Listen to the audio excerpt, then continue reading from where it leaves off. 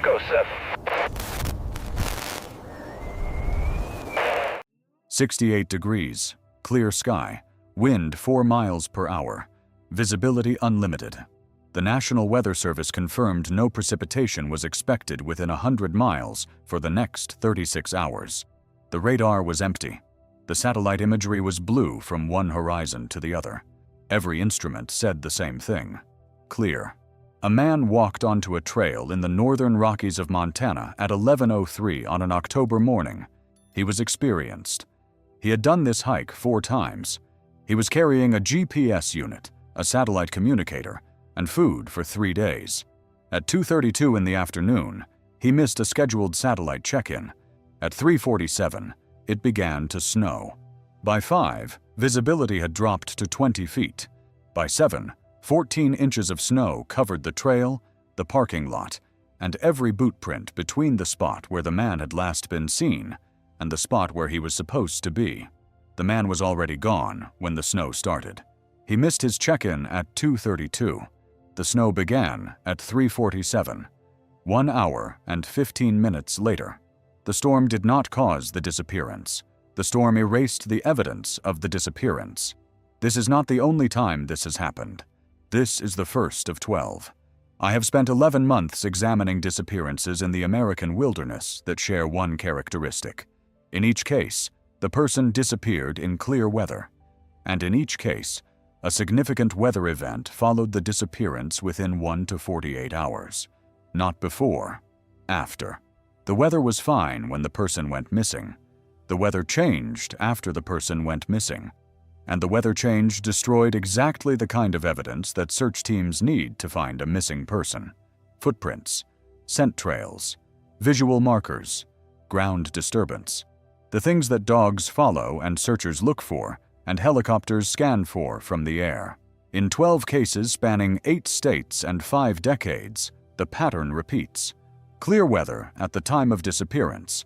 Significant weather event within hours of the disappearance. Evidence destruction. Failed search. No recovery. I showed these 12 cases to a retired National Weather Service meteorologist who spent 28 years forecasting weather for the Pacific Northwest and the Northern Rockies. I asked him to calculate the probability that a significant unforecast weather event would occur within 3 hours of a wilderness disappearance in a given case. He said the probability depends on the season, the location, and the definition of significant. But he ran the numbers for each of the 12 cases using historical weather data for the date, location, and time of each disappearance.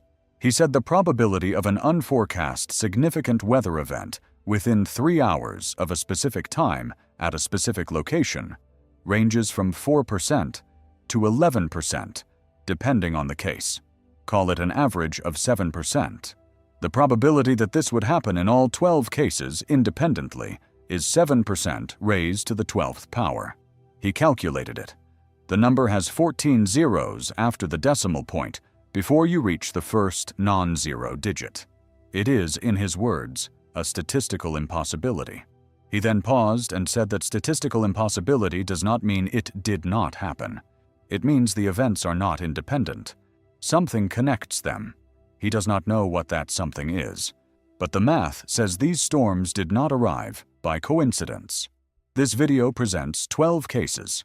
5 are in the public record, documented in county sheriff reports, National Park Service files, National Weather Service records, and news coverage.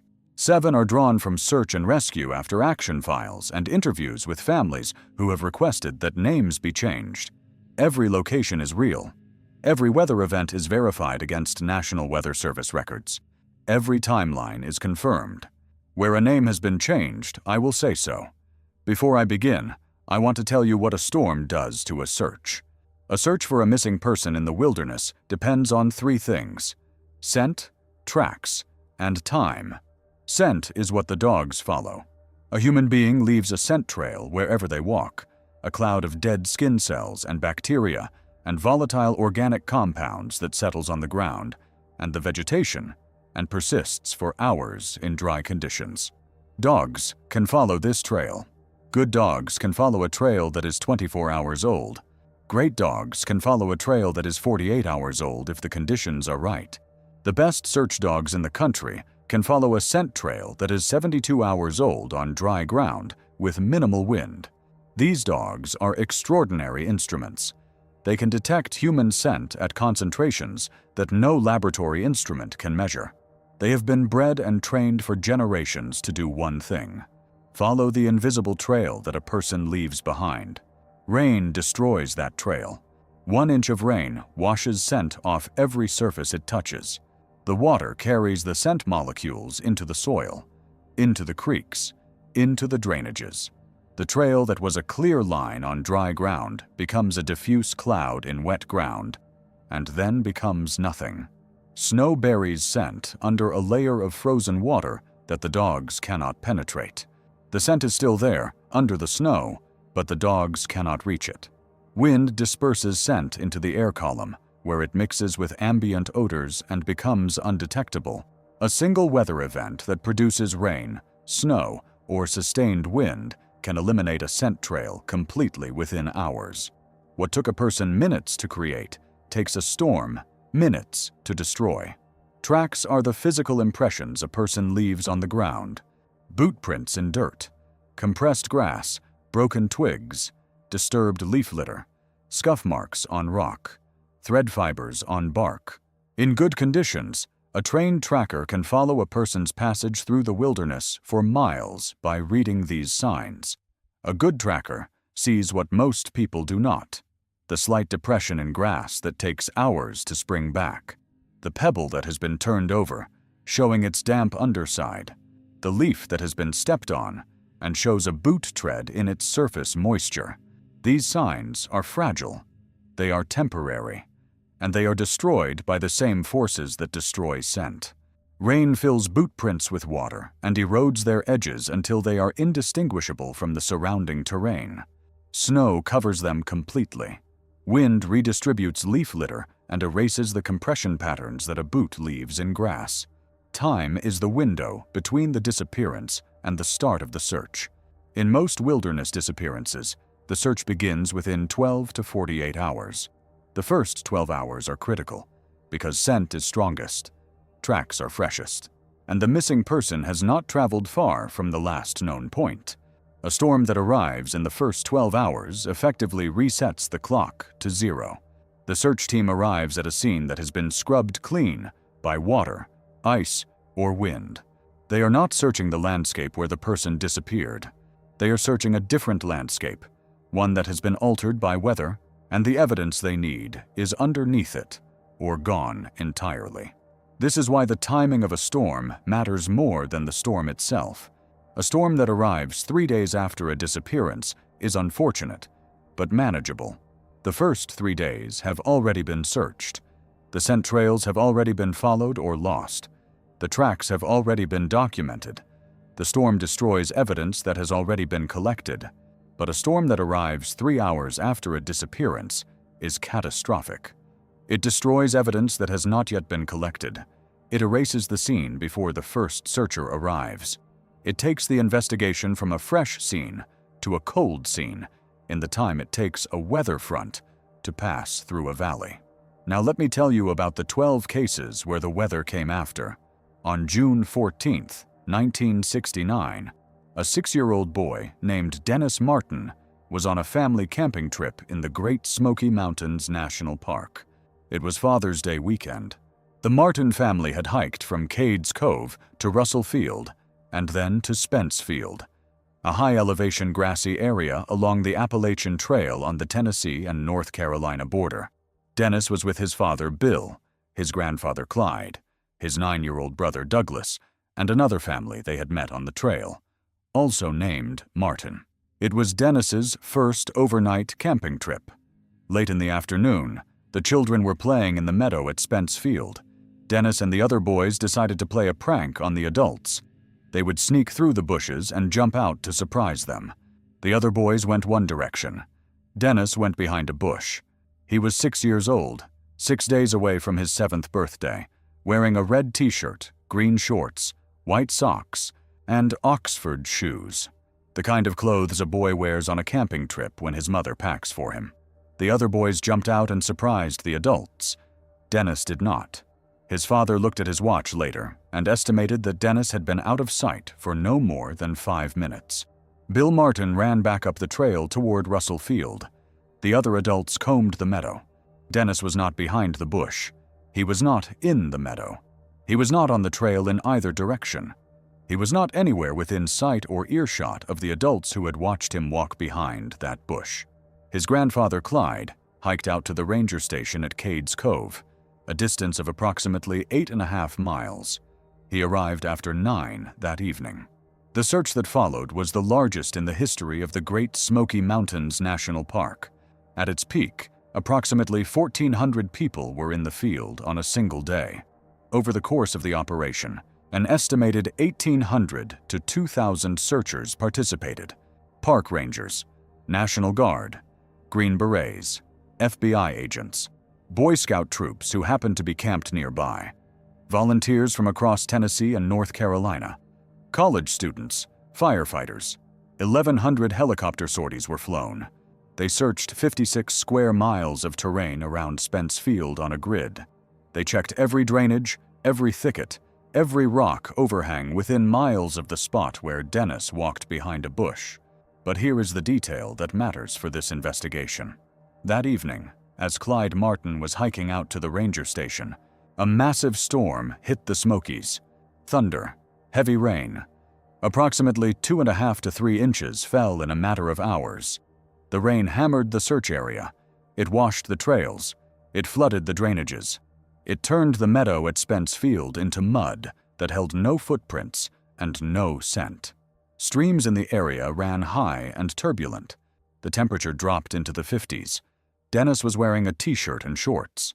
The search coordinators later noted that because of the rain, scent-tracking dogs were not used during the initial search. The rain had likely washed away whatever scent trail Dennis left.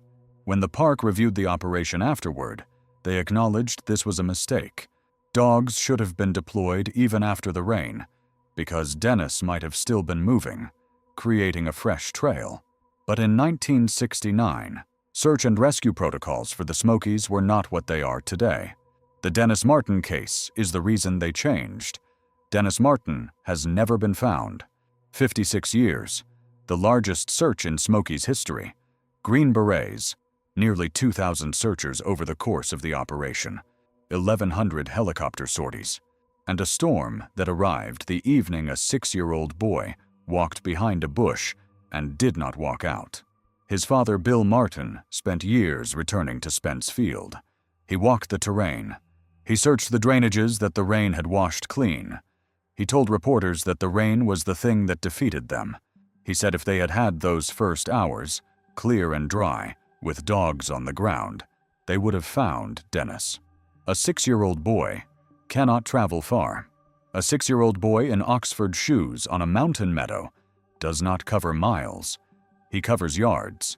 And in those yards, in the first hour, the scent is strong, and the prints are fresh, and the dogs can work. The rain took those hours.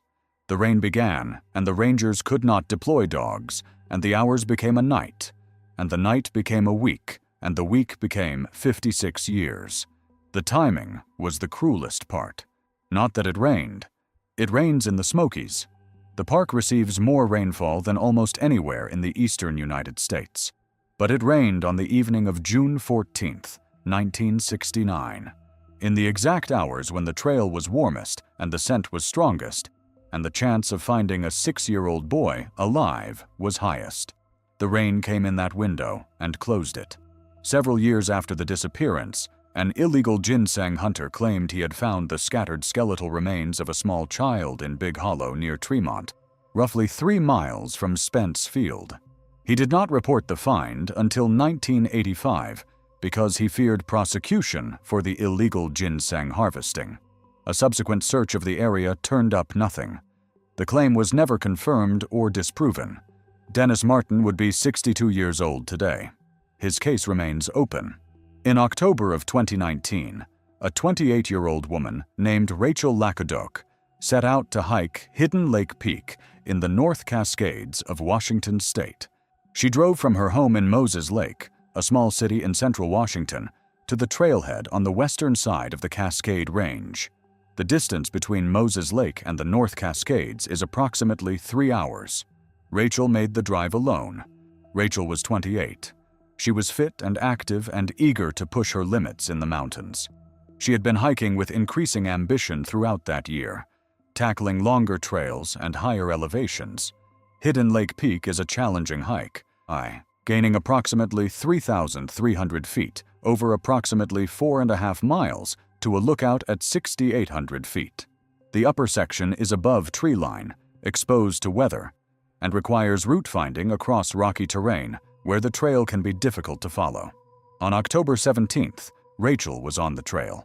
At approximately 4 in the afternoon, she was at 5,500 feet, about 2.5 miles up, when 2 hikers coming down encountered her. They stopped and talked. The first winter storm of the season was approaching. Snow was already falling lightly at the higher elevations. The 2 hikers told Rachel they had turned back at 6,200 feet because the trail was obscured by snow above the tree line and exposed. They were surprised at how she was dressed. Thermal tights under shorts, a long-sleeved shirt under a tank top, but Rachel seemed confident. She had other clothes in her pack. She was moving well. She continued up. They continued down. That was the last time anyone saw Rachel Lacaduk alive. The storm hit that evening. Not a light dusting. A winter storm. The first real storm of the season. Snow accumulated on the peaks. The temperature dropped. The trail above tree line was buried. The terrain that Rachel was climbing through became a white field of snow and wind and zero visibility. The following evening, Rachel was reported missing. Her Jeep was found at the trailhead by a sheriff's deputy. A search was organized. Over the next 10 days, 137 volunteers spent approximately 2,000 hours combing the mountain. They searched the trail. They searched the drainages on both sides. They searched the ridgelines and the creek basins and the talus slopes below the cliffs. The snow made everything harder. The storm had buried the trail. It had buried any footprints Rachel might have left above tree line. It had buried any scent trail. The dogs could not work the upper sections because the snow was too deep and the terrain was too steep. Helicopter searches were limited by weather that continued to cycle through the Cascades, clearing for hours and then closing in again. They did not find Rachel. The search was suspended. The winter set in. The mountain was locked under snow until the following summer. Rachel's family organized volunteer searches the following year, and the year after that. A former Marine who had searched for Rachel in those first 10 days kept coming back. A county SAR volunteer who went rogue and spent personal time searching the terrain outside the official grid. A woman from Spokane who had met Rachel's husband in community college and felt compelled to help. In August of 2021, 667 days after Rachel disappeared, a group of volunteers found her remains. She was at 4,500 feet, 1,000 vertical feet below where the 2 hikers had seen her. She was on the right track. She was heading down. She was going in the correct direction. She was doing what she was supposed to do. She was descending the mountain on the route that would lead her back to the trailhead and her Jeep and the drive home. She did not make it. The storm took the mountain from her. The snow buried the trail she was following. The cold took her ability to continue. And the snow that fell that night buried her body and kept it buried for 667 days, while her family waited and hoped and organized search after search, and drove 3 hours from Moses Lake to the North Cascades and hiked into the mountains and looked for a woman who was under the snow, 1,000 feet below where anyone expected her to be. The volunteers who found her were not part of an official search. They were a ragged group of people who refused to stop looking. A former Marine who had searched for Rachel in those first 10 days. A county search and rescue volunteer who spent personal time outside the official grid. A woman from Spokane who had met Rachel's husband in community college and felt compelled to help. A man named Carlton Carr, Jr., who had spent his childhood learning wilderness survival from his father at a gold mine in the mountains, and who had dedicated himself to finding Rachel after the official search was suspended. These people came back to the mountain for 2 years. They hiked the slopes in summer when the snow melted. They searched the drainages where snowmelt might have moved remains. They checked below cliffs where a fall victim might come to rest. They did this on weekends and vacation days and personal time because the county had moved on and the official search was over and the mountain was still holding Rachel and someone needed to keep looking. When they found her, she was on the route she should have been on. She had turned back from the summit when the storm hit. She had started descending. She was doing the right thing. If the storm had arrived 6 hours later, as the forecast suggested, Rachel would have been at the trailhead by the time the snow started. She would have driven her Jeep home to Moses Lake. She would have told her husband about the hike and the storm that she avoided by coming down in time. The storm did not wait 6 hours. The storm came early, and Rachel, who was doing the right thing, who was descending, who was heading home, did not have enough time between the decision to turn back and the point where the cold and the snow and the elevation became lethal. The meteorologist I consulted reviewed the weather data for October 17, 2019, at the Hidden Lake Peak location. He said the storm was forecast. Unlike some of the cases in this investigation, this storm was predicted. But the timing was significant. The storm was expected to arrive overnight, after dark. Rachel set out in the morning when the weather was clear. The storm arrived earlier than predicted. It hit the upper elevations by late afternoon instead of after midnight. The window that Rachel expected to have was shortened by 6 to 8 hours. The mountain that was climbable at 4 in the afternoon was not climbable at 8 in the evening. He said this is important because it illustrates the mechanism. Even when a storm is forecast, the timing can compress the window between the disappearance and the weather event. And in the cases that follow, the storms were not forecast at all. In October of 2020, a 33-year-old man named Sam Dubel set out on an overnight hike on the Mother Mountain Loop in Mount Rainier National Park. Sam was a professor of anthropology at the University of Washington. He had just started what his colleagues described as his dream job. He was 33 years old, at the beginning of a career that excited him, in a city and a landscape that he loved. Sam was an experienced hiker. He had trekked in the Himalayas. He was comfortable with elevation, exposure, and solitude. He carried full survival gear, tent, sleeping bag, snow equipment, rain gear, cell phone with a charger, food for 2 days. He was not under-equipped. He was not unprepared.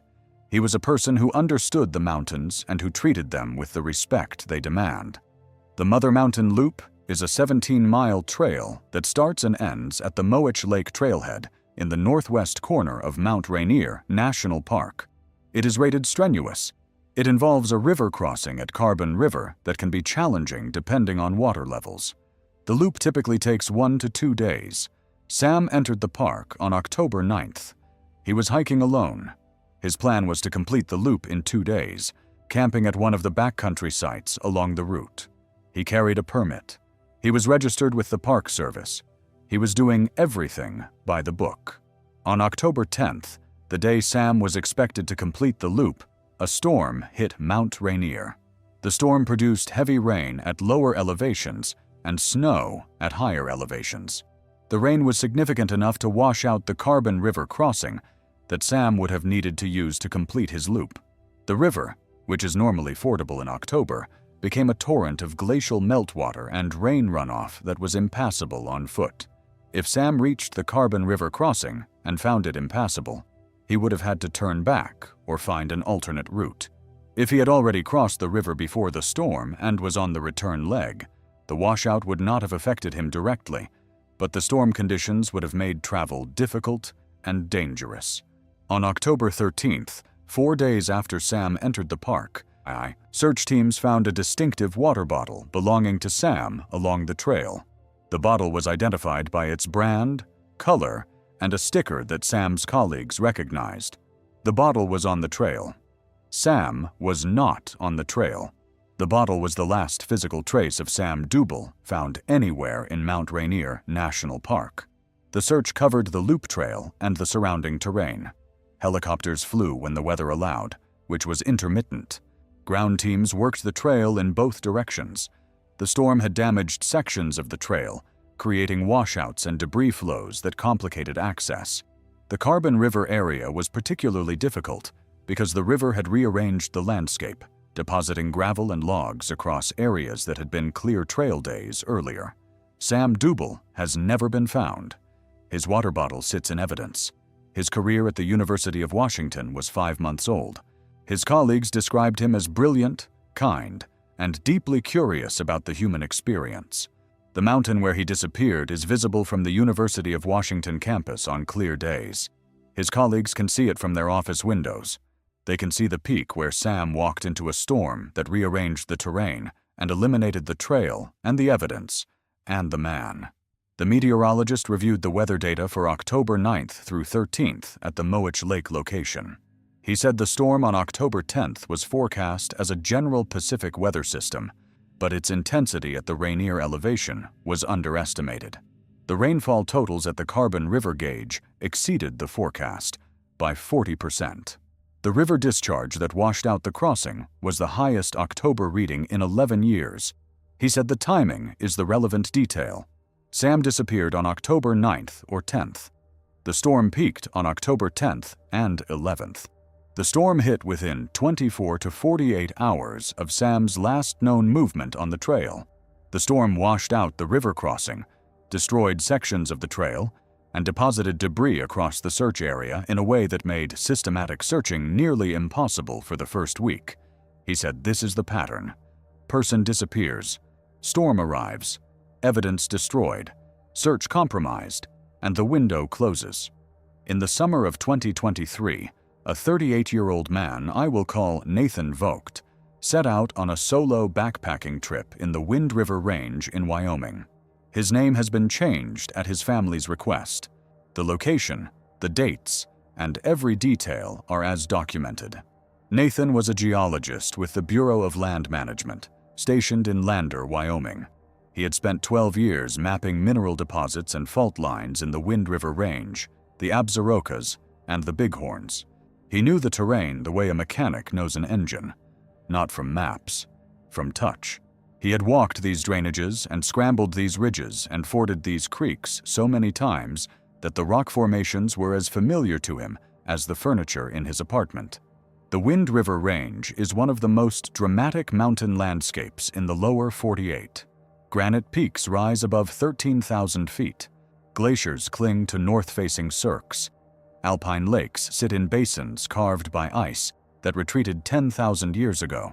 The terrain above treeline is exposed, rocky, and subject to afternoon thunderstorms that build with almost mechanical predictability in July and August. Nathan knew this. Every person who spends time in the Wind Rivers knows this. You start early. You summit by noon. You descend before the storms build. The mountains give you a window, and you use it. Nathan entered the range from a trailhead near Big Sandy on July 11th. The morning weather was clear. Temperature at the trailhead was 52 degrees at 6 in the morning. The sky was blue. The Wind River peaks were sharp against the horizon, with no cloud development on any summit. The National Weather Service forecast for the area called for mostly sunny skies, with a slight chance of afternoon thunderstorms. Slight chance means 20% or less. A normal summer day in the Wind Rivers. Nathan hiked approximately 8 miles to a campsite near a lake at approximately 10,200 feet. He set up camp. He sent a satellite check-in message to his girlfriend in Lander at approximately 2 in the afternoon. The message said arrived at lake camp weather perfect. At approximately 4:30 in the afternoon, a thunderstorm developed over the Wind River crest. This was not unusual. Afternoon thunderstorms in the Wind Rivers in July are as reliable as the sunrise. But this storm was different. Instead of the typical 15 to 20-minute cell that drops a quarter inch of rain and moves on, this storm sat. It anchored over the drainage where Nathan was camped, and it did not move. Over the next 3 hours, the storm produced approximately 3 inches of rain. 3 inches of rain in a high alpine drainage does not stay where it falls. It runs. It runs off the granite, which does not absorb water. It runs into the creeks, which are small in the morning and enormous by evening. It runs into the lakes, which rise. It runs into the drainages, which flood. The creek that ran past Nathan's campsite was approximately 2 feet wide and 6 inches deep when he arrived. By 8 in the evening, based on water gauge data from a monitoring station 4 miles downstream, the creek had risen to an estimated 12 feet wide and 4 feet deep. The discharge had increased by a factor of approximately 40. The following morning, when Nathan did not send his scheduled check-in, his girlfriend waited until noon and then contacted the Sublette County Sheriff. A search team reached the campsite the following day. Nathan's tent was gone.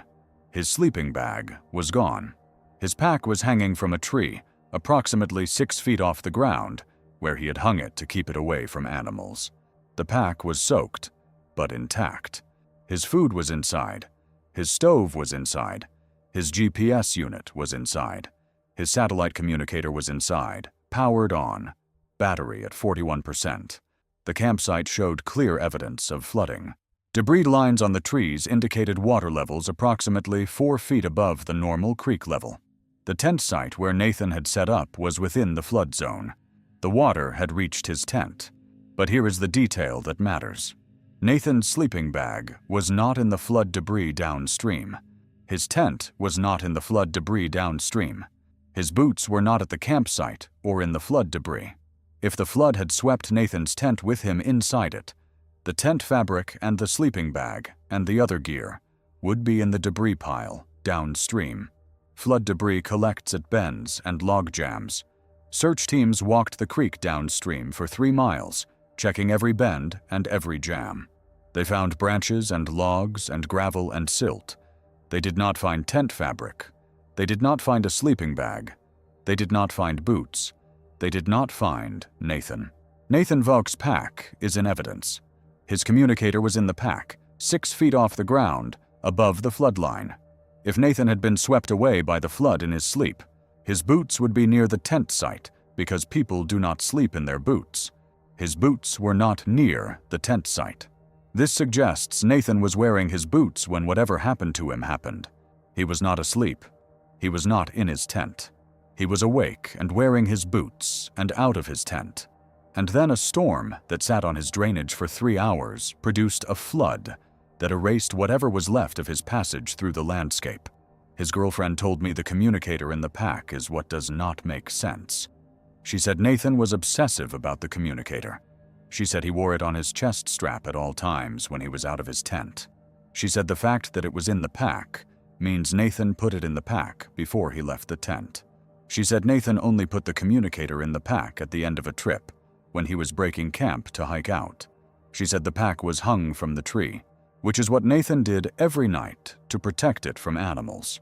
She said this means Nathan hung the pack with the communicator inside, which means he was planning to stay at the site, which means he was not breaking camp, which means he should have been in his tent when the flood hit. But he was not in his tent because his boots are not at the tent site and his body is not in the flood debris. She said she has spent 2 years trying to figure out what would cause Nathan to put his communicator in his pack, hang the pack, and then leave his tent in his boots in the middle of the night in a drainage that was flooding. And she has no answer. The search coordinator who worked this case told me the creek is the detail that does not fit the flood explanation. He said he has worked flood-related disappearances in the Wind Rivers before. He said when a person is caught in a flash flood at a campsite, you find them downstream. You find them in the debris. You find clothing snagged on logs and rocks. You find the tent because a tent is a large piece of nylon that catches in every obstruction. He said in this case, they walked the creek for 3 miles downstream to a point where the creek enters a larger river. They checked every bend, every log jam, every eddy. They did not find fabric. They did not find insulation from the sleeping bag. They did not find the tent.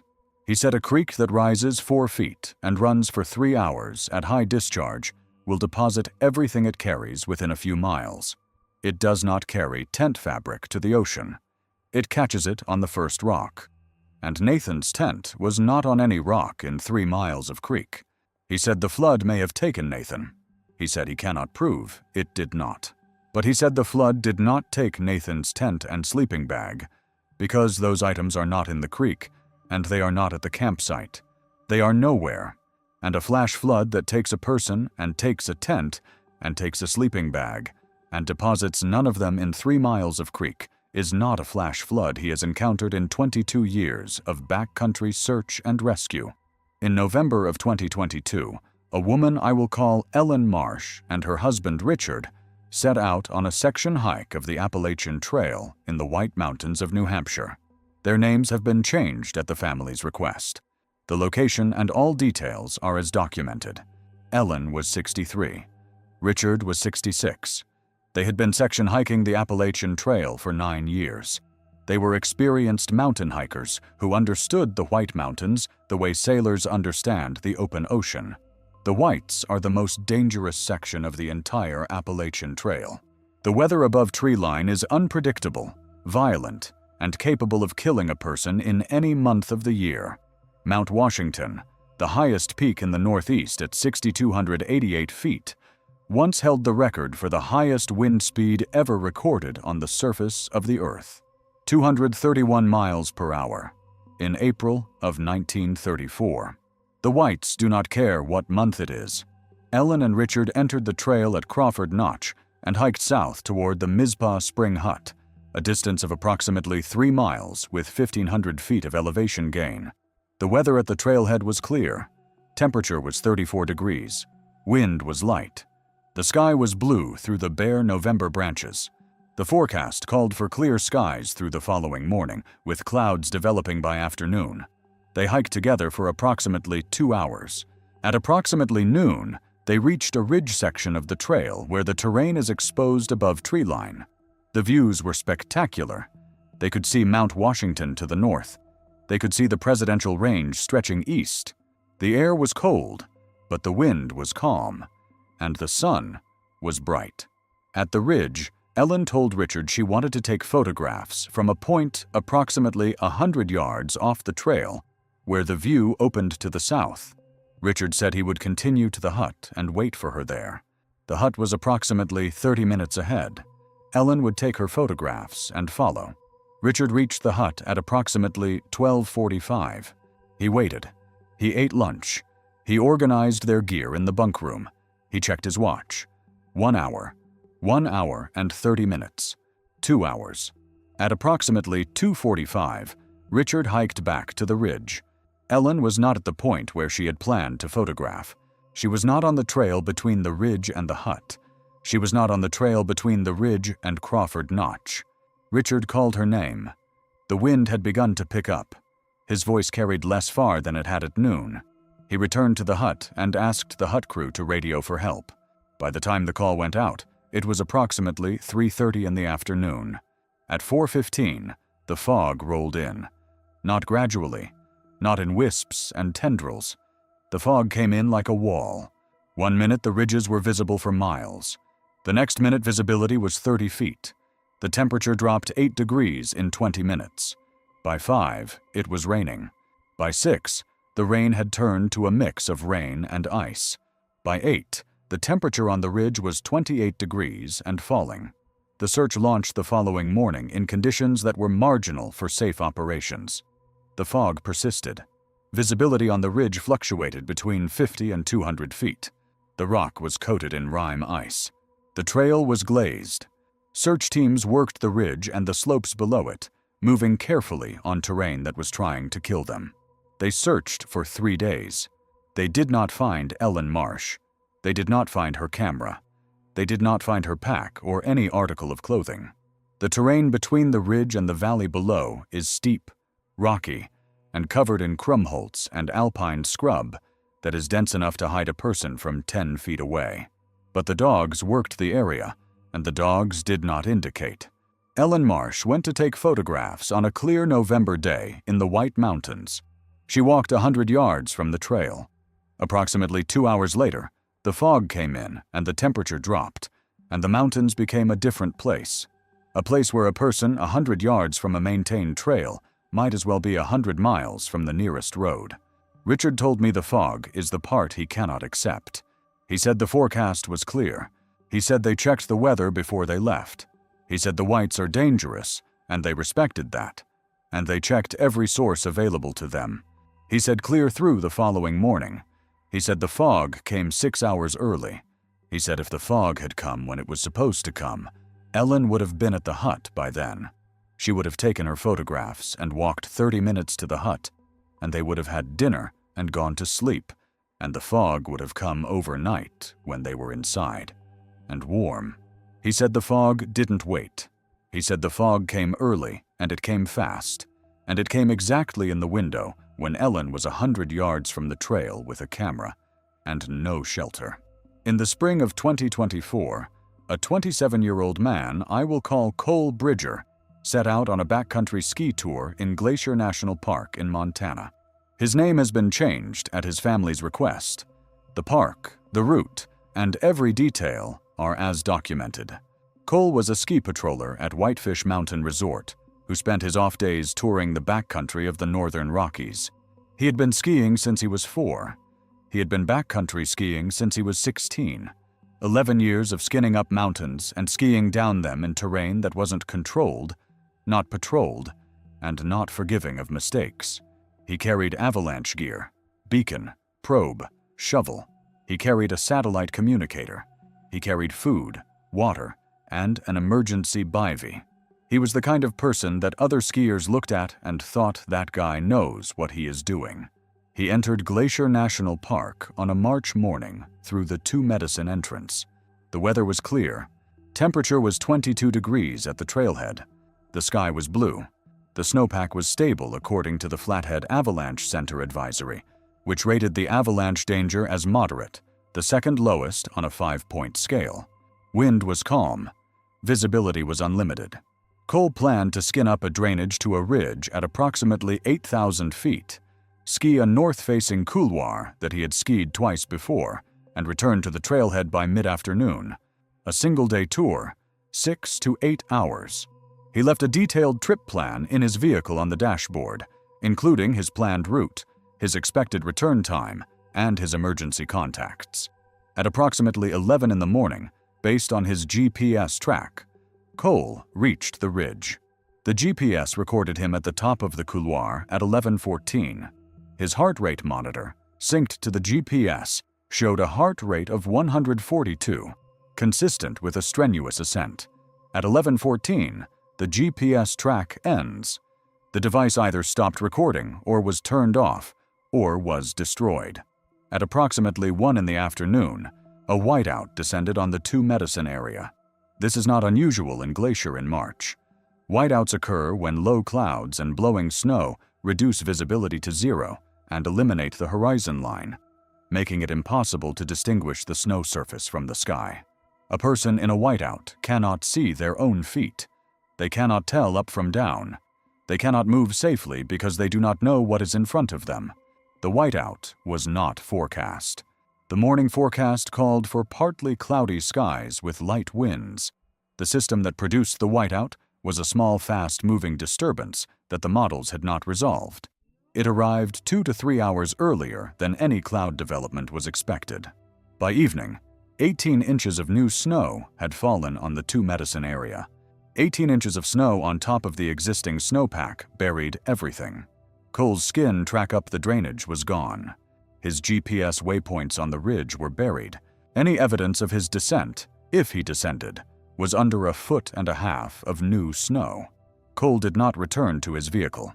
The trip plan on the dashboard triggered a search the following morning. Teams accessed the area on skis and snowmobiles. They found Cole's skin track on the lower portions of the drainage, where the new snow was thinner, and the old compressed track was still detectable. They followed it up the drainage to approximately 7,000 feet, where the new snow depth made the track undetectable. They brought avalanche dogs. The dogs searched the couloir and the run-out zone at the base for burial. They did not indicate.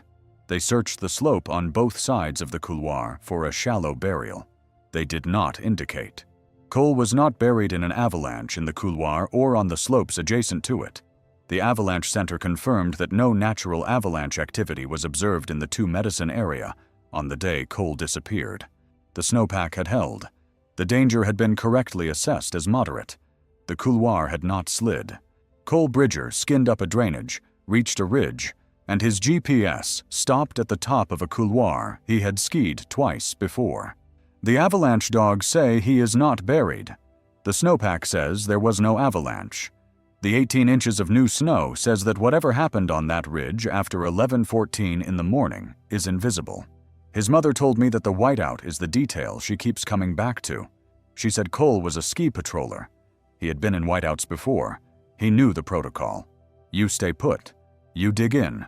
You wait for it to clear. You do not move in a whiteout because moving in a whiteout kills people. She said Cole would have stayed on the ridge and waited for the whiteout to clear and then skied down.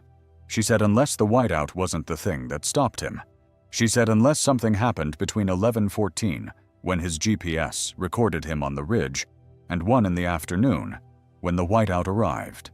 She said that is a window of 1 hour and 46 minutes. She said she does not know what happened in that window, and she does not know if the whiteout matters at all. She said the whiteout may have covered something that had already happened.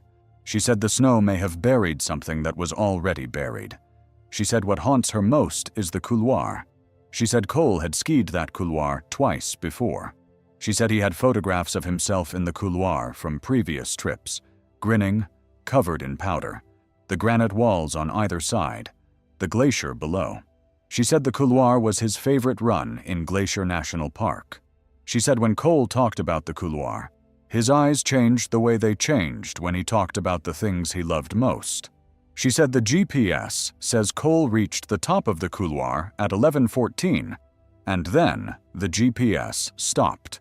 She said that means Cole was standing at the top of his favorite run in the world on a clear morning with stable snow and unlimited visibility, and the GPS recorded him there and then, did not record him doing anything else. She said a skier standing at the top of a couloir in perfect conditions does one thing. He skis it. She said Cole would have skied the couloir. She said there is no version of Cole that stands at the top of a perfect couloir on a perfect morning and does not ski it. She said the avalanche dogs searched the couloir and the runout. She said the dogs did not indicate. She said Cole is not in the couloir, and he did not ski the couloir, and she does not know what he did instead. She said he was at the top, and then he was not, and 18 inches of snow covered whatever the answer is. In the fall of 2021, a 55-year-old woman I will call Patricia Helm set out on a day hike in Olympic National Park along the Hoh River Trail in western Washington. Her name has been changed because the investigation is open.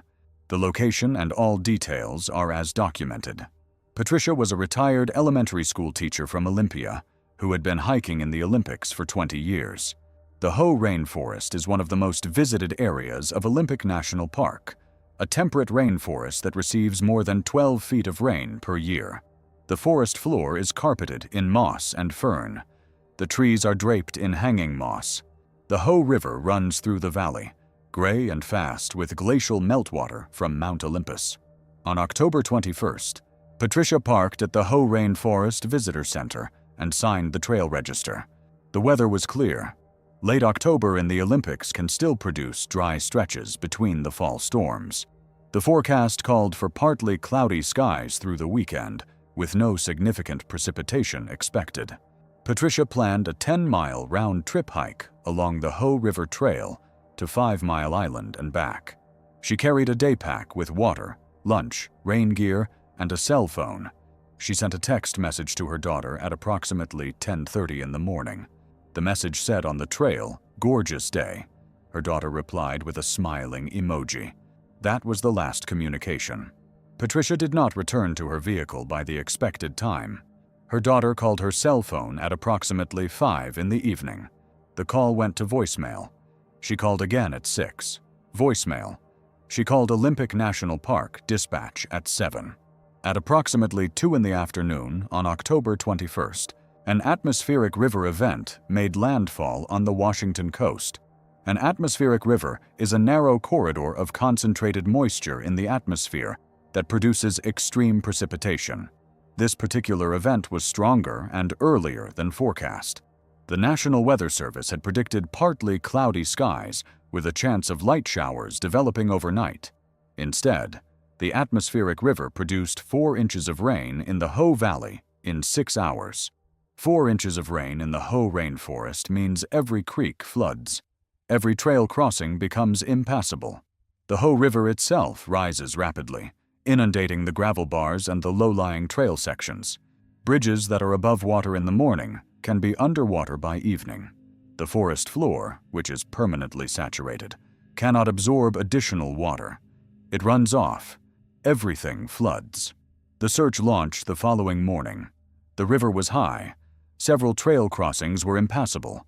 The trail itself was underwater in sections. Search teams had to work around the flooded areas, adding miles to their approach.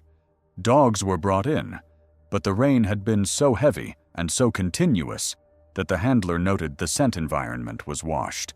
4 inches of rain on saturated ground produces runoff that carries scent from the surface as efficiently as a pressure washer.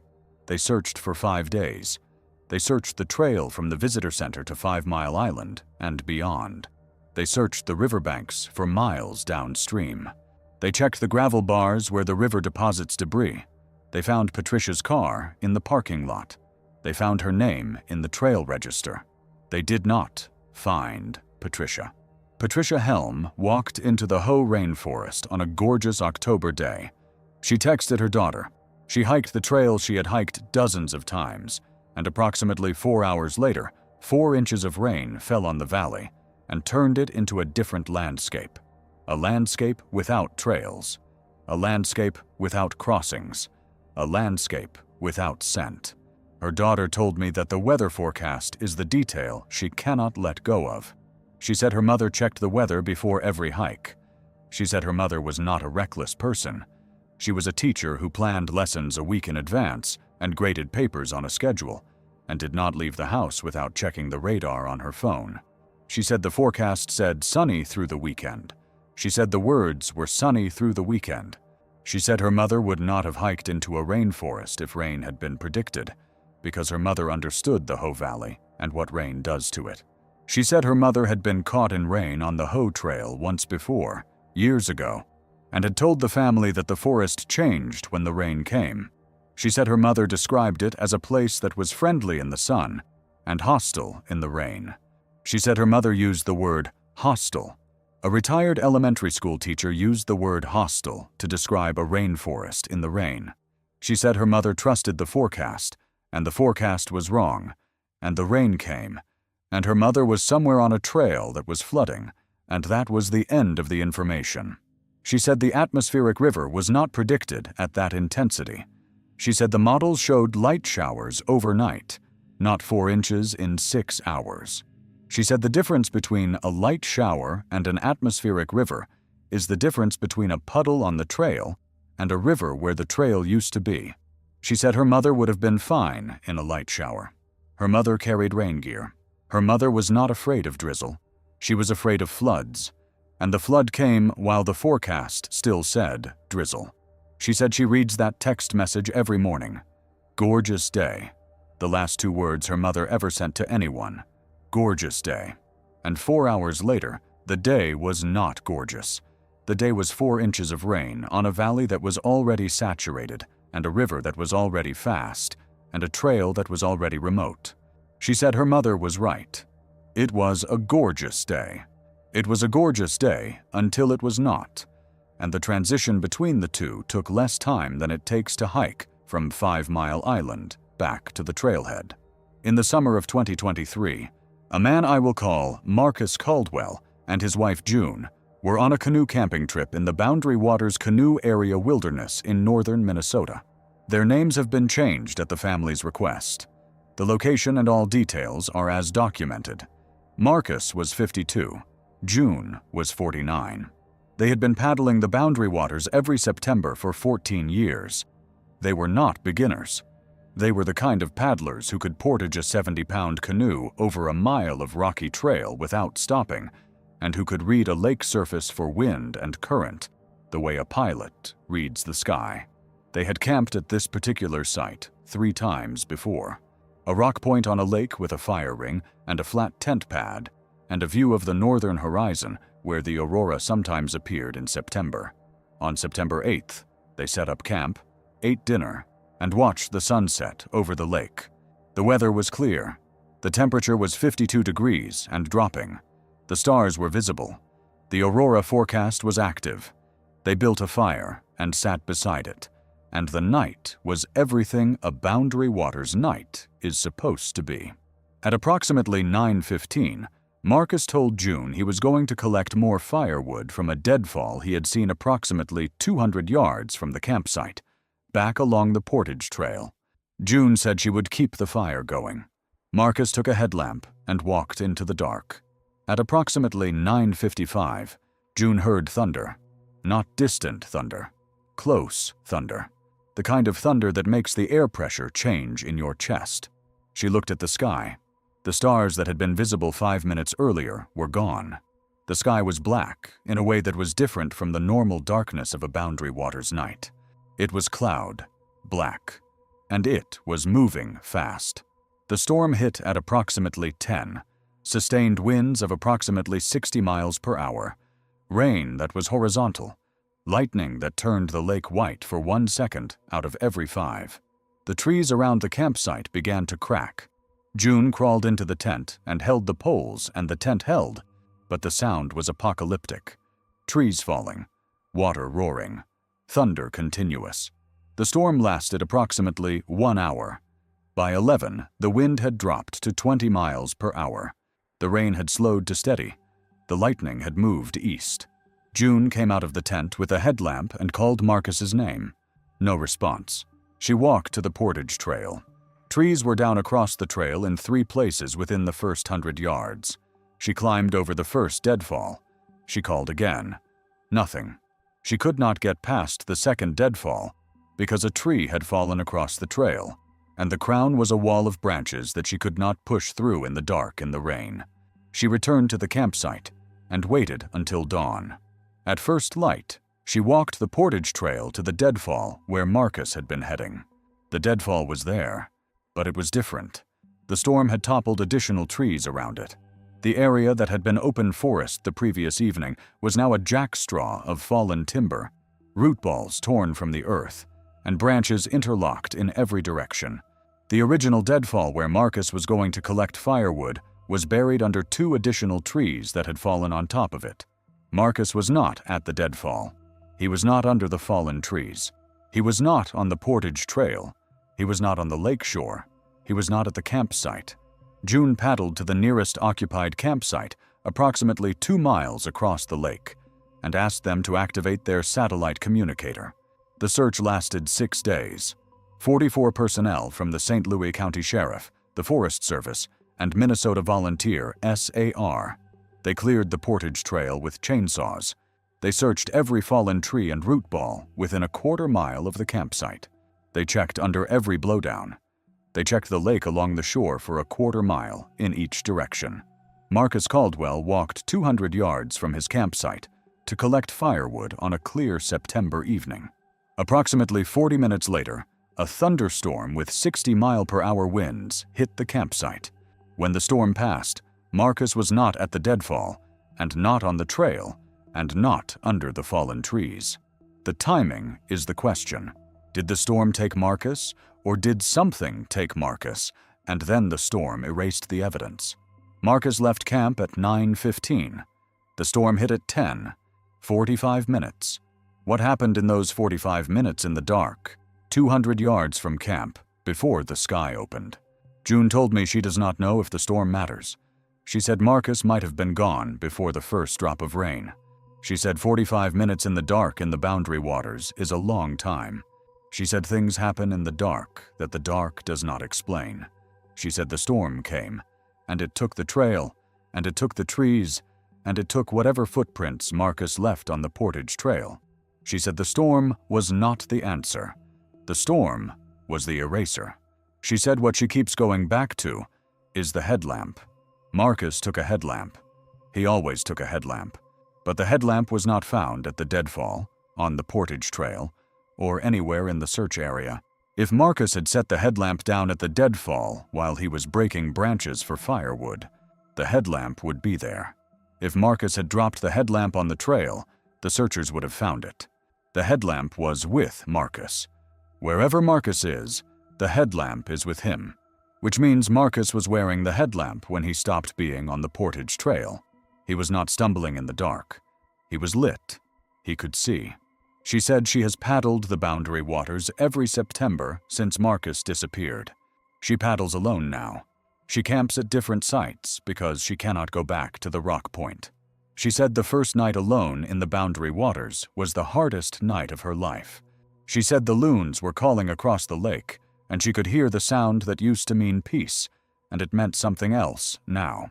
She said it meant she was in a place that had taken her husband, and she was sitting beside a fire, the way he had been sitting beside a fire on the last night he was alive.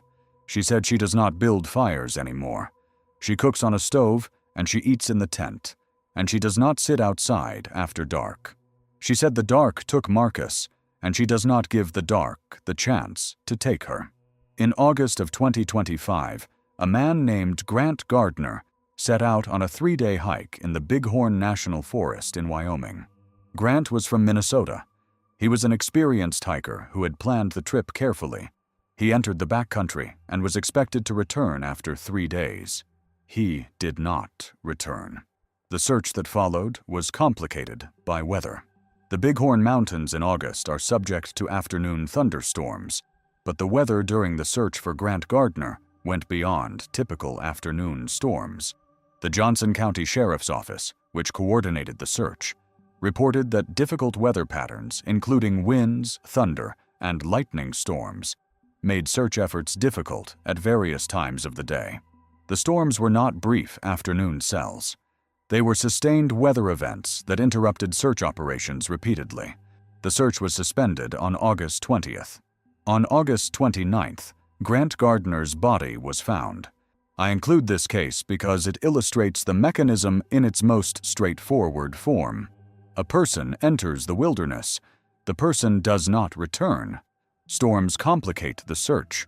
The storms do not cause the disappearance, but they delay the resolution. They push the timeline from days to weeks.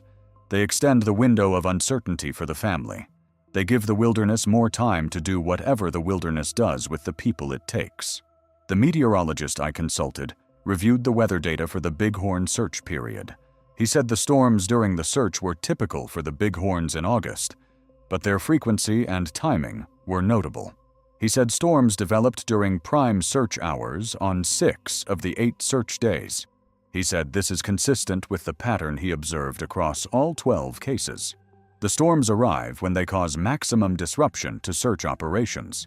In October of 2022, a 44-year-old man I will call Kyle Ashworth went elk hunting in the Selway Bitterroot Wilderness in Idaho. His name has been changed at his family's request. The location and all details are as documented. Kyle was a diesel mechanic from Grangeville, Idaho, who had hunted elk in the Selway Bitterroot every October for 19 years. He was not a casual hunter. He was a person who spent 11 months of the year thinking about the 1 month he would spend in the mountains with a rifle. His living room had a topographic map of his hunting unit on the wall. His garage had a mule saddle that he maintained the way other people maintain a sports car. He packed his gear in July and checked it weekly until October. He rode into the wilderness on a mule from a trailhead on the Selway River. His camp was approximately 14 miles in, on a bench above a creek, in elk country that he had hunted for nearly 2 decades. He set up camp on October 10th. The weather was clear. Temperature at camp was 31 degrees at dawn. Frost on the grass. Blue sky, no wind. Perfect October hunting weather. On October 11th, Kyle left camp at 4:30 in the morning to hunt a ridge approximately 2 miles north. He was carrying his rifle, a day pack with lunch and water, and a 2-way radio tuned to the frequency of an outfitter who operated a camp 3 miles south.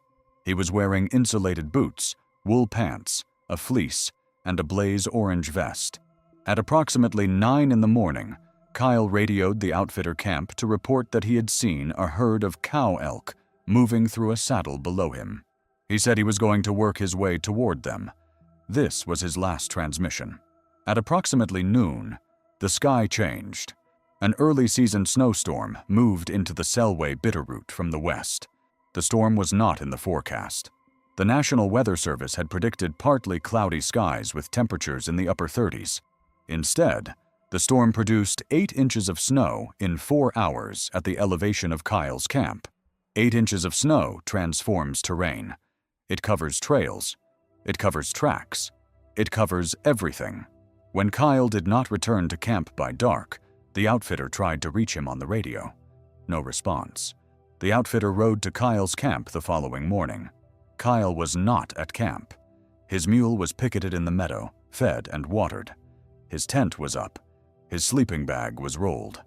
Everything was as Kyle had left it the morning before. The snow on the trail leading from camp showed Kyle's boot prints heading north toward the ridge. The prints were partially filled with snow, but still readable for approximately 2 miles. At approximately 2 miles from camp, the prints became increasingly faint and then unreadable. The last clearly identifiable print was a right boot pressed into 6 inches of snow. Beyond that point, the snow surface was smooth.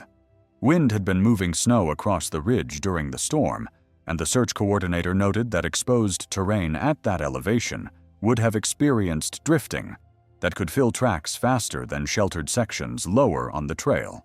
But the wind patterns did not fully explain what the trackers found. The lower trail was equally exposed in several sections, and the prints there had survived.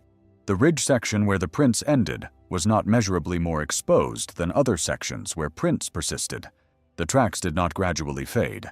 They were readable, and then they were not. The search lasted 9 days. 38 personnel from the Idaho County Sheriff, Idaho Fish and Game, and volunteer SAR teams. They covered the ridge and the drainages on both sides. The snow made travel difficult, but it also should have made tracking easy. A person walking in 8 inches of snow leaves prints that are visible for days until wind or additional snowfall obscures them. Kyle's prints went 2 miles from camp and became unreadable at the ridge. Beyond that point, the terrain offered no information. Kyle Ashworth has not been found. His mule is back in Grangeville. His rifle has not been found. His day pack has not been found. His radio has not been found. The snow fell on October 11th and covered whatever happened on that ridge. The snow was not forecast. The snow came after Kyle radioed his last position. The snow covered the terrain between the last boot print and wherever Kyle went after making that print. His wife told me the boot prints are the part she cannot process. She said she understands tracks in snow. She grew up in Idaho. She has walked in snow her entire life. She said wind can fill tracks. She understands that. But she said the trackers told her the prints did not gradually fade, the way wind-filled tracks fade. They said the prints were clear for 2 miles, and then they were not clear, and the transition happened over a short distance. She said the search coordinator told her he had seen wind drift obscure tracks before, but usually it affects long exposed stretches uniformly. He said this was different. He said he did not have a satisfying explanation for why the lower exposed sections held prints, and the ridge did not. In October of 2024, a 62-year-old woman I will call Diana Ostrouski drove to a spot near Grandfather Mountain in the Blue Ridge Mountains of North Carolina to paint. Her name has been changed at her family's request. The location and all details are as documented. Diana was a watercolorist who had been painting the Blue Ridge Mountains for 31 years. She was not a tourist with a box of paints. She was a professional artist whose work hung in galleries in Asheville and Blowing Rock and Boone. She had painted Grandfather Mountain from every angle, in every season, in every light condition that the Blue Ridge produces. She knew the mountain the way a portrait painter knows a face, every ridge, every shadow, every way the fog sits in the valleys at dawn, and the way the light hits the rock at sunset. On October 16th, Diana drove to a pull-off near an overlook on the Blue Ridge Parkway within view of Grandfather Mountain. She set up her plein air easel, a portable folding setup that she could assemble in 3 minutes. She clipped a quarter sheet of watercolor paper to the board. She arranged her palette with the colors she used for October in the Blue Ridge: burnt sienna, raw umber, cadmium yellow, cerulean blue, permanent rose. She filled her water cup from a bottle. She began to paint. The weather at the time she set up was clear. Temperature was 58 degrees. Wind was light. The view of Grandfather Mountain was sharp and detailed, the kind of clarity that Blue Ridge painters wait for. October light in the Blue Ridge is the best light on the eastern seaboard for landscape painting. Diana had said this in interviews. She had built her career on that light. At approximately 3 in the afternoon, a weather system that was not forecast moved across the Blue Ridge Parkway corridor. The temperature dropped 20 degrees in 1 hour, from 58 to 38. Fog rolled in from the valleys below with a speed and density that the parkway is notorious for. Within 30 minutes of the first temperature drop, visibility at the overlook went from unlimited to approximately 30 feet. The wind increased from 5 miles per hour to 25. The conditions went from perfect painting weather to conditions in which a person standing at the overlook could not see the parking lot 50 yards away. Diana's husband grew concerned when she did not answer her phone at approximately 4:30. He drove to the overlook. The parkway was socked in with fog. He found Diana's vehicle in the pull-off. He found her easel set up at the overlook, exactly where she would have placed it for the view of Grandfather Mountain. The easel held a painting. The painting was approximately half finished. The lower half of the composition was complete. Mountains rendered in burnt sienna and raw umber with the precision and confidence of 31 years of practice. The upper half was blank white paper. The sky had not been painted. The painting stopped at the ridgeline. Below the ridgeline, finished. Above the ridgeline, nothing. Diana's brushes were in the water cup. The water was tinted with pigment. Her palette had mixed colors on it, including a blue-gray that she would have used for the sky. She had mixed the color for the sky. She had not applied it. The brush she would have used for the sky was in the water. It had pigment on it consistent with the blue-gray on the palette. She had loaded the brush. She had not touched it to the paper. Diana was not at the overlook. She was not on the parkway. She was not on the short trail that leads from the overlook to a nearby ridge. She was not in the fog, which is meaningless because the fog was so dense that a person 10 feet away was invisible. The fog persisted for 3 days. The search operated in fog for 3 days. Teams walked the overlook area, the nearby trails, and the slopes below the parkway. They searched in conditions where they could not see more than 30 feet in any direction. Diana Ostrouski has not been found. Her painting is at her home in Blowing Rock. Her husband hung it on the wall in her studio. Half a painting. Mountains without a sky.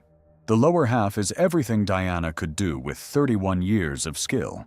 The upper half is what happens when the brush is loaded and the sky is mixed, and the painter is not there to finish what she started. Her husband told me the painting is the hardest thing. He said he can look at her empty studio, he can look at her empty chair at dinner, he can look at the closet with her clothes. He said these are absences, and absences are something he can learn to live with. But the painting is not an absence. The painting is an interruption.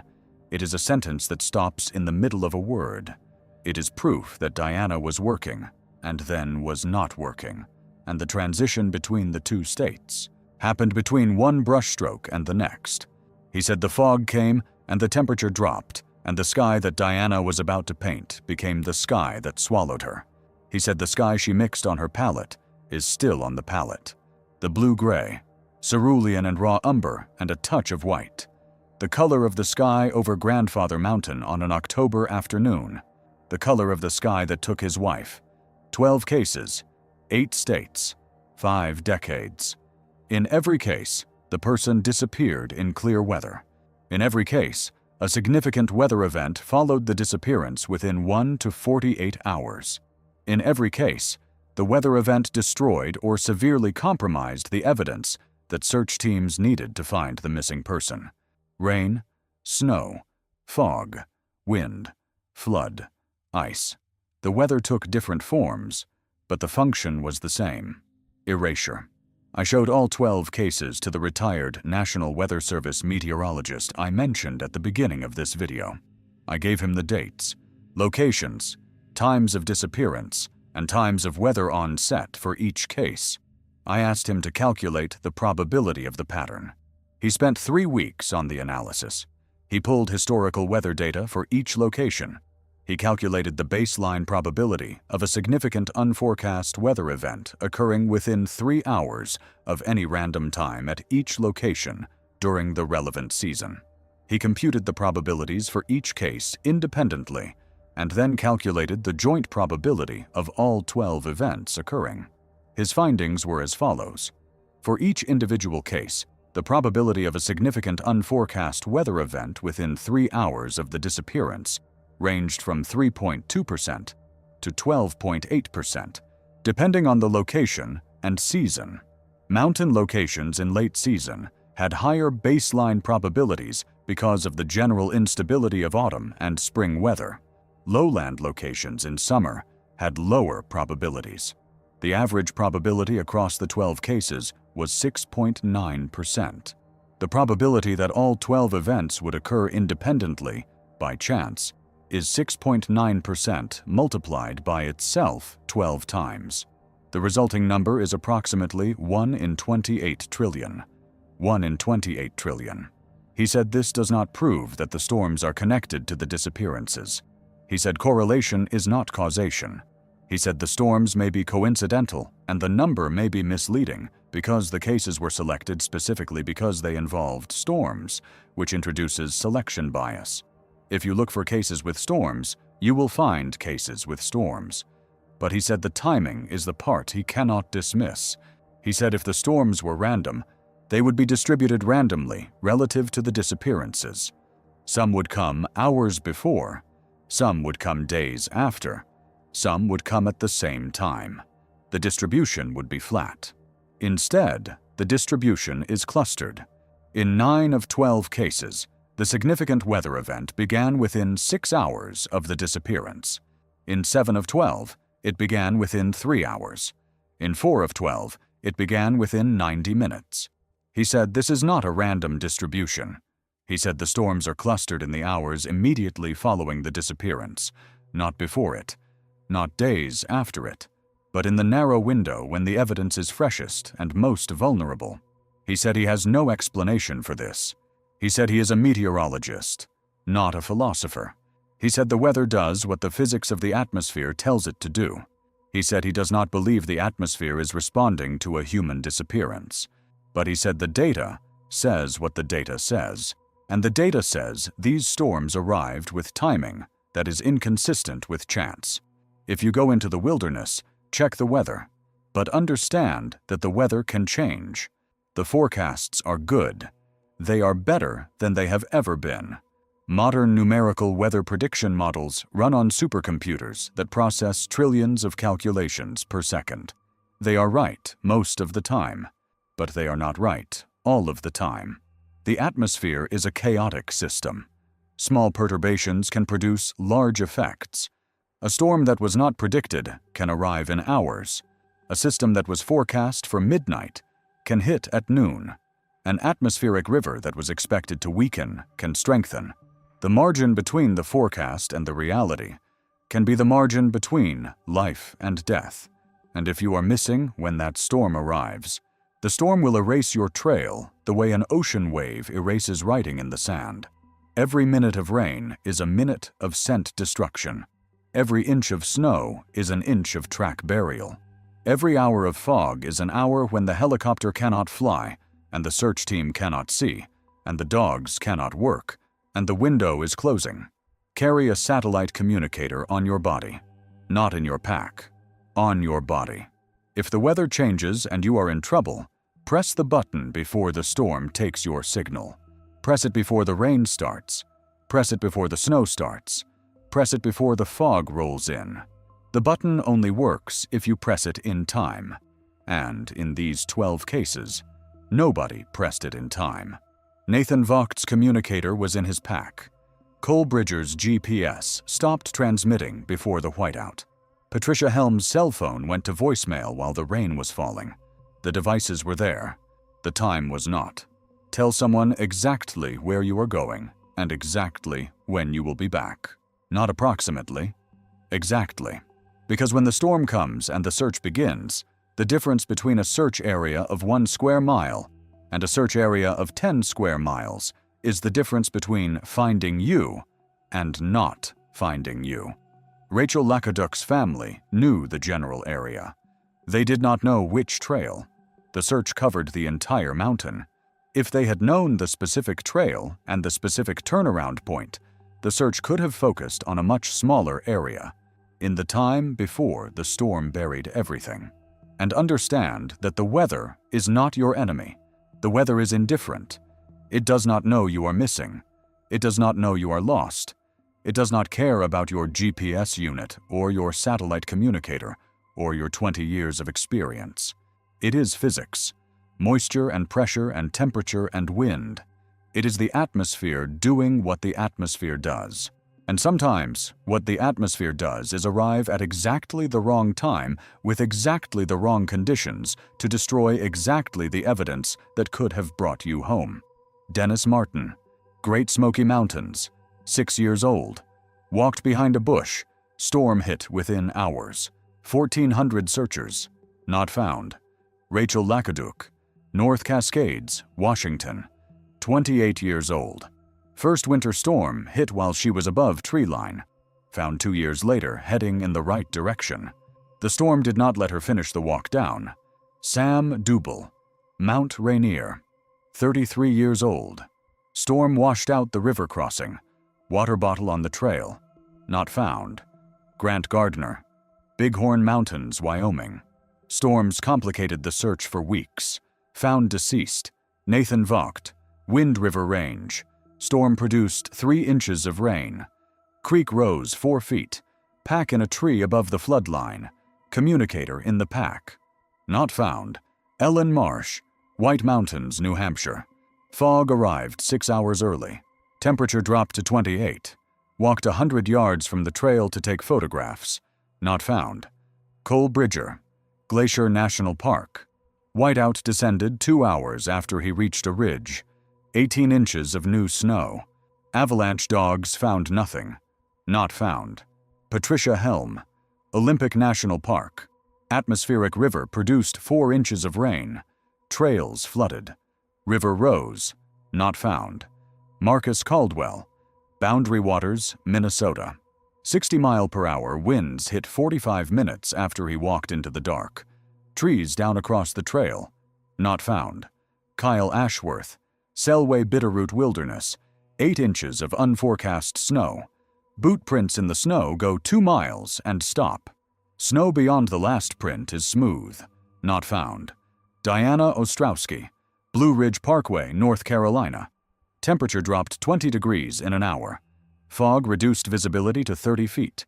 Half-finished painting on the easel. Brush loaded with sky color. Sky not painted. Not found. 12 people. 12 clear mornings. 12 storms that came after. The weather did not take these people. Something else took these people. The weather took the evidence. A 6-year-old boy walks behind a bush and it rains. A woman stops on a mountain and it snows. A man walks to a spring and it floods. A painter loads a brush with sky color and the sky comes down as fog and takes her instead of sitting still on the paper where she was putting it. The forecast said clear. The sky said clear. The instruments said clear. And then it was not clear, and the person was not there, and the trail was not there, and the footprints were not there, and the scent was not there, and the only thing that was there was weather. Rain or snow or fog or wind or flood, covering the scene like a hand pulling a sheet over a body, covering it completely, covering it in hours, covering it with the precision of something that knows what it is covering and why. The meteorologist said 1 in 28 trillion. He said statistical impossibility. He said the events are not independent. He said something connects them. The weather connects them. But the weather is not the answer. The weather is the accomplice. The question is what the weather is covering for. I do not know. The 12 families I spoke with do not know. The search teams do not know. The meteorologist does not know. The data says one thing, the physics says another, and the 12 people are still missing.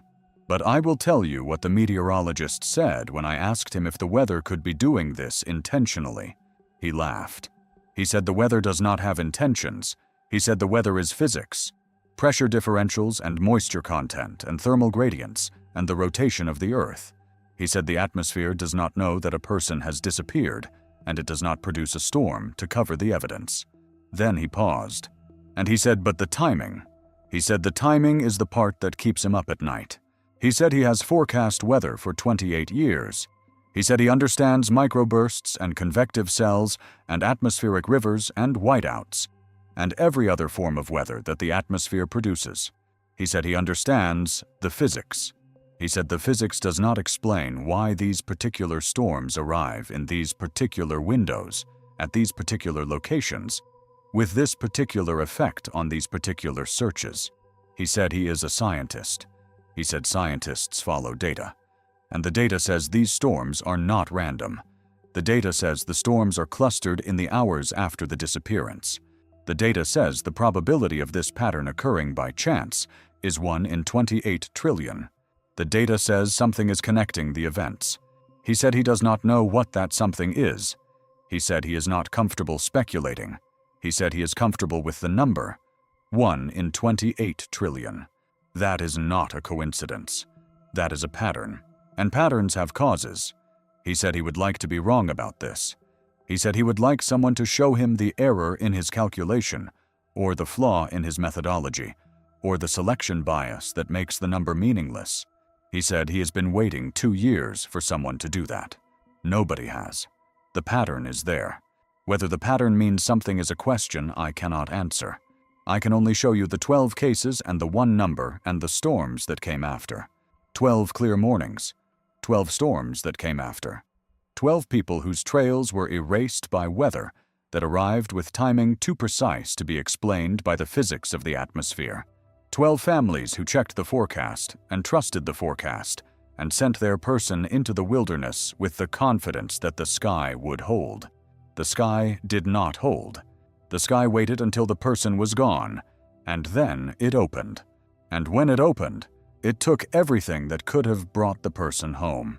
Every footprint, every scent molecule, every broken twig, every compression in the grass, gone, washed away, buried, dispersed, erased.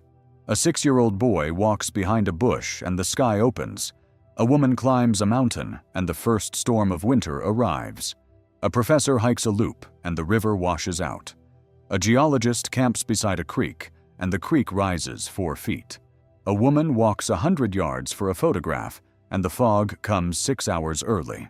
A skier reaches a ridge and the world turns white. A teacher hikes a rainforest trail and 4 inches of rain fall on the valley. A man walks into the dark for firewood and 60-mile-per-hour winds flatten the forest. A hunter follows elk and 8 inches of snow cover the ridge where his tracks end. A painter loads a brush with sky color and the sky comes down as fog. The forecast said clear. Every time. The forecast said clear. And then it was not. I started this investigation because I noticed the weather. I noticed it in case after case while researching disappearances for other projects. A person would vanish, and the next sentence in the report would mention a storm. The storm was always treated as a complication, a footnote, an unfortunate but natural event that made the search harder. Nobody questioned the timing. Nobody asked why the storm came when it did. Nobody calculated the probability. I calculated the probability. Or rather, the meteorologist I hired calculated it. 1 in 28 trillion. That number changed the way I think about these cases.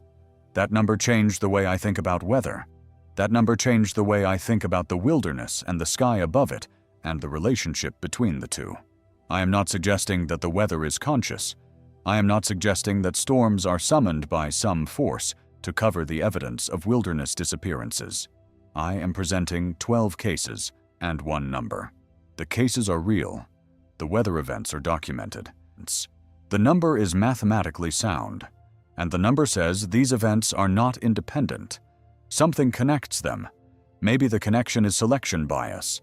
Maybe I found these cases because I was looking for cases with storms. Maybe there are 100 disappearances without storms for every one I found with a storm. Maybe the one in 28 trillion is an artifact of my methodology and not a feature of reality. Or maybe there is a pattern in the data that we do not yet have the framework to explain. 12 clear mornings, 12 storms, 12 people. The forecast said clear. The sky said otherwise. And the people are still out there, somewhere under the rain and the snow and the fog that came to cover them. The storms came after. They always come after. And they always come in time.